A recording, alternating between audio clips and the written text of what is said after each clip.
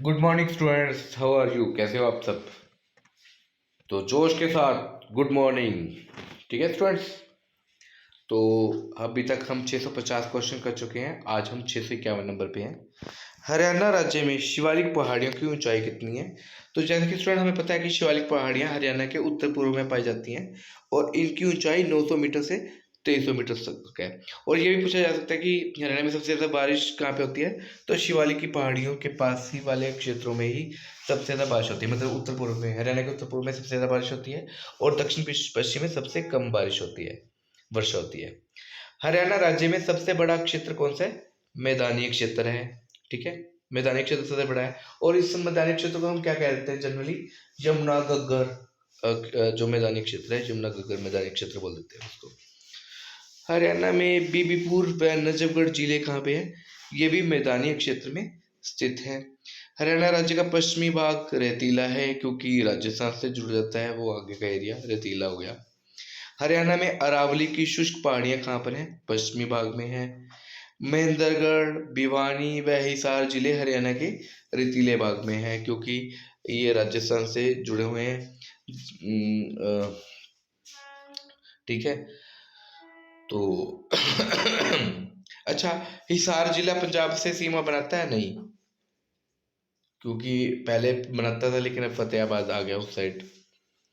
हरियाणा के दक्षिण क्षेत्र में स्थित पहाड़ियां कहाँ पे हैं? अरावली पहाड़ियों का हिस्सा है। जो दक्षिण क्षेत्र में स्थित पहाड़ियां हैं वो पहाड़ियां अरावली पहाड़ियों का हिस्सा है। राज्य के उत्तर पूर्वी क्षेत्र में सबसे अधिक वर्षा होती है। देखो मैंने बताया था अभी, शिवालिक पहाड़ियों के कारण हरियाणा के उत्तर पूर्व क्षेत्र में सबसे अधिक वर्षा होती है। और वार्षिक वर्षा का औसत कितना है? एवरेज बारिश वर्षा कितनी होती है? 45 सेंटीमीटर। ये भी याद रखने वाली बात है। भड़कल झील का निर्माण 1947 में हुआ था। ये भी इंपॉर्टेंट क्वेश्चन है स्टूडेंट्स। मेरे ख्याल से मैंने आजकल किसी के क्वेश्चन पेपर में ये मतलब ये देखा है आजकल जो आया हुआ है। तो बड़खल झील का निर्माण 1947 में होता है। ये बड़खल झील है कहाँ पर? फरीदाबाद में है। हरियाणा राज्य का संपूर्ण क्षेत्रफल 44,212 वर्ग किलोमीटर है। ये भी बहुत ही इंपॉर्टेंट क्वेश्चन है स्टूडेंट्स, कई बार पूछा जाता है। इवन HCS के एग्जाम्स में भी ये क्वेश्चन पूछा जाता है। हरियाणा राज्य का वन क्षेत्र 1586 वर्ग किलोमीटर है। और वैसे परसेंटेज में पूछा जाए तो कितना बताया था मैंने? 3.59% बताया था। भाखड़ा डैम प्रोजेक्ट के जन्मदाता चौधरी छोटू राम हैं। ये ध्यान रखना कि भाखड़ा डैम प्रोजेक्ट के जन्मदाता कौन है? चौधरी छोटू राम है। हरियाणा के शिवालिक की पहाड़ी क्षेत्र से निकलने वाली नदियां घग्गर, मारकंडा, सरस्वती हैं। तो ये जो नदियां हैं घग्गर, मारकंडा, सरस्वती, ये हरियाणा की शिवालिक की पहाड़ियों से निकलती हैं। फरीदाबाद मेन इंडस्ट्रीज, फरीदाबाद में जो मेन इंडस्ट्रीज हैं वो क्या क्या है? ट्रैक्टर बनते हैं वहाँ पे, रबर टायर्स बनते हैं, रेफ्रिजरेटर्स बनते हैं, कैलविनेटर्स बनते हैं। तो ये ध्यान रखना है आपको। ठीक है। मारुति सुजुकी का जो प्लांट है, जहाँ पे मैन्युफैक्चरिंग प्लांट है, वो कहाँ पे है? गुरुग्राम में है। सिंधु सभ्यता का प्रमुख हड़प्पाकालीन स्थल भगवानपुर व कुणाल फतेहाबाद में है। Important question. पेहोवा से प्रतिहार वंश के राज्य का अभिलेख प्राप्त हुआ है। तो प्रतिहार वंश के राज्य का अभिलेख कहाँ से प्राप्त हुआ है? पेहोवा से। पेहोवा कहाँ पे स्टूडेंट्स? कुरुक्षेत्र में है। शुद्ध स्थान से प्राप्त अभिलेख की लिपि का नाम बाराखड़ी है। Important question. सम्राट अशोक के स्तंभ लेख की लिपि ब्राह्मी थी। ठीक है, तो सम्राट अशोक के जो स्तंभ लेख की लिपि क्या थी? ब्राह्मी थी। अशोक का तोपरा स्तंभ कहाँ पे मिला है? अंबाला में प्राप्त हुआ है। हरियाणा राज्य की सीमा 5 राज्यों से लगती है। ये भी इंपॉर्टेंट क्वेश्चन है स्टूडेंट्स, पूछा गया है कई बार। ये हरियाणा राज्य की सीमा कितने राज्यों से लगती है? 5 राज्यों से लगती है। तो हरियाणा के 2 ऐसे डिस्ट्रिक्ट कौन कौन से हैं जिनकी सीमा किसी भी राज्य से नहीं लगती? एक तो रोहतक हो गया और एक चरखी दादरी हो गया। अब ठीक है। सिंधु घाटी सभ्यता स्थल राखीगढ़ी हिसार में है। अगर राखीगढ़ी की बात आती है तो वो कहाँ पे है? हिसार में है। और राखीगढ़ी बहुत ही बड़ा है एरिया के हिसाब से। अगर पूछा जाए तो राखी की एरिया के हिसाब से सिंधु घाटी सभ्यता का सबसे बड़ा स्थल कौन सा है? तो वो राखीगढ़ी है। और राखीगढ़ी कहाँ पर है? हिसार में है। जबकि सिंधु घाटी सभ्यता स्थल बनावली की बात हो तो बनावली फतेहाबाद में है। लाडनू अभिलेख में हरियाणा को उल्लेख करते हुए इसकी राजधानी दिल्ली बताई गई है। तो एक लाडनू अभिलेख है।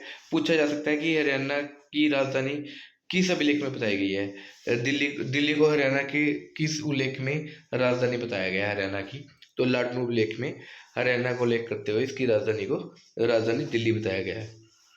ऋग्वेद में हरियाणा को दो प्राचीन नदियों में उल्लेख है जो आज लुप्त है। ऋग्वेद में हरियाणा की दो प्राचीन नदियों का उल्लेख हुआ है जो आज लुप्त हो चुकी है। ये पूछा जा सकता है कितनी नदियों का मतलब उल्लेख हुआ था उसमें। हरियाला नाम स्कंद पुराण में है। देखो स्टूडेंट्स ये याद रखने हैं, अलग अलग हम बोल रहे हैं, किसी में हरियाणा को कुछ कहा गया, किसी में कुछ कहा गया, कहाँ कहाँ से उसका सोर्स है। तो हरियाला नाम स्कंद पुराण में कहा गया है हरियाणा को। कहाँ से प्राप्त सिक्कों से पता चलता है कि प्राचीन काल में हिसार क्षेत्र में अग्रोदय, अग्रोदय मीन्स अग्रगण राज्य था। तो कहाँ से मिलता है? बरवाला व अग्रोहा से। अग्रोहा तो बताया मैंने, मेनली जो आपके वैश्य जो मतलब ये जो बनी जाती है, व्यापारी जाती है, वो अग्रोहा से ही आई थी हमारी, इसलिए इन्हें अग्रोदय गणराज्य कहा जाता है। तो अग्रोहा गणराज्य का जो के बारे में जो पता चलता है वो बरवाला व अग्रोहा से पता चलता है। हरियाणा शब्द पासना हजरियू तथा महापुराण से प्राप्त हुआ है। तो हरियाणा शब्द कहाँ से आया? हरियाणा शब्द पासना हजरियू तथा महापुराण से आया, जबकि हरियाणा शब्द हमारा स्कंद पुराण से आया था। हांसी से प्राप्त पृथ्वीराज द्वितीय का अभिलेख सामरिक महत्व को दर्शाता है। तो नॉर्मल क्वेश्चन है, मतलब ये पूछा जा सकता है कि हांसी में को किसका अभिलेख मिलता है? पृथ्वीराज द्वितीय का अभिलेख मिलता है। फतेहाबाद जिले के गांव कुनाल में हड़प्पा काल से भी प्राचीन सभ्यता के सिक्के संकेत मिले हैं। पुरातत्व विभाग ने दावा किया कि पिछले दिनों गांव कुनाल में शुरू की गई खुदाई में प्री हड़प्पा कालीन सभ्यता के अवशेष मिले हैं जो 6000 साल पुराने हैं। तो ये पूछा जा सकता है कि हड़प्पा कालीन सभ्यता से भी पुराने अभिलेख, पुरानी खुदाई, पुराने जो भी संकेत है वो कहाँ से मिले हैं? तो वो फतेहाबाद जिले के कुनाल से मिले हैं, कुनाल गांव से मिले हैं जो 6000 साल पुराने हैं। यक्ष यक्षिणियों की मूर्तियां किन स्थानों से प्राप्त हुई हैं? तो ये पल्लवल, बादस और हथीन से प्राप्त हुई हैं। रेवाड़ी के उद्योग, रेवाड़ी में कौन कौन से उद्योग होते हैं? तिल्ला जूती उद्योग पूछा जा सकता है कि तिल्ला जूती उद्योग कहाँ पर होता है? रेवाड़ी में होता है। पीतल बर्तन उद्योग भी रेवाड़ी में होता है, पीतल नगरी भी कहा जाता है रेवाड़ी को इस कारण से। और हीरो हांडा मोटरसाइकिल भी आपकी रेवाड़ी में बनती हैं। दिव्यावदान जो कि आपका एक बौद्ध ग्रंथ है, उसमें अग्रोहा और रोहतक का उल्लेख हुआ है। 684 नंबर, चित्रित दूसर मृद बाण वैदिक सभ्यता की संस्कृति को दर्शाते हैं। तो मृद बाण वैदिक सभ्यता की संस्कृति को दर्शाते हैं, और मृद बाण सबसे ज्यादा कहाँ पे मिलते हैं? रोहतक में मिले। अभिमन्यु अमीन में चक्रव्यूह में फंसा था, ये पूछा जा सकता है। ये अभिमन्यु जो था अर्जुन का पुत्र था, और चक्रव्यूह में उसको फंसाया गया था। कहाँ में फंसाया गया था? अमीन में फंसाया गया था। डॉक्टर HR गुप्ता के अनुसार हरियाणा का उद्भव आर्यन से हुआ है। तो ये पूछा जा सकता है कि हरियाणा का उद्भव आर्यन से हुआ है, ये किसने कहा था? डॉक्टर HR गुप्ता के अनुसार हुआ, ये कहा गया। बौद्ध काल के जिन महाजनपद में आधुनिक अत्याचार, सॉरी मैं कुछ ना गलत बोल जाता हूँ जल्दी जल्दी में, सॉरी उसके लिए। बौद्ध काल के किन महाजनपद में आधुनिक हरियाणा का क्षेत्र शामिल थे? तो कुरु और पंचाल, ठीक है, इसमें हरियाणा के क्षेत्र शामिल थे। ये हरियाणा बौद्ध काल के महाजनपद थे। नाहर सिंह स्टेडियम, जिसे हम म्यूर स्टेडियम भी बोलते हैं, ये कहाँ पे है? हरियाणा के फरीदाबाद में है। कल्पना चावला का जन्म हुआ था 1 जुलाई 1961 में। कहाँ पे हुआ था? करनाल में हुआ था। तो कल्पना चावला कौन थी? सबको पता है इसके बारे में, तो कमेंट करके बताइएगा। हरियाणा राज्य में अंबाला छावनी, जिसे हम सैनी गड्ढा भी बोलते हैं, किस वर्ष बना था? 1843 में। इंपॉर्टेंट क्वेश्चन है स्टूडेंट्स, ये भी सारे इंपॉर्टेंट क्वेश्चन है जो मैं करवा रहा हूँ। आप इनको कर लोगे ना, तो मैं आपको बता रहा हूँ कि आपके 20 से लेके 25 नंबर कहीं भी नहीं गए। जनसंख्या की दृष्टि से हरियाणा का देश में 16वां स्थान है। और हरियाणा कब बना था स्टूडेंट्स? हरियाणा कौन सा मतलब स्टेट बना था? 17वां। कॉन्स्टिट्यूशन के अनुसार हरियाणा भारत का 17वां स्टेट बना था। और जनसंख्या की दृष्टि के हिसाब से हरियाणा का देश में 16वां स्थान है, जबकि क्षेत्रफल की दृष्टि से हरियाणा का देश में 20वां स्थान है। अयोध्या प्रसाद गोयलिये का जन्म बादशाहपुर गुड़गांव में हुआ था। कवि तुलसीदास शर्मा दिनेश द्वारा रचित महाकाव्य हैं सत्याग्रही प्रहलाद, मतवाली मीरा, शाम सतसई और भक्त भारती। ये इंपॉर्टेंट क्वेश्चन है स्टूडेंट्स, पूछा जा सकता है। इसमें से किसी में महाकाव्य के बारे में पूछ लिया, और पूछ लिया उसके लेखक कौन है, तो वो हम यहाँ पे बता सकते हैं। कुरु की राजधानी इंद्रप्रस्थ वर्तमान हरियाणा या दिल्ली 16 महाजनपदों में से एक थी। तो कुरु की राजधानी इंद्रप्रस्थ थी। इंद्रप्रस्थ को अगर कहा जाए तो आज के टाइम में हरियाणा और दिल्ली के कुछ क्षेत्र को इंद्रप्रस्थ कहा जाता है, और ये जो थे कुरुओं के 16 महाजनपदों में से एक थी।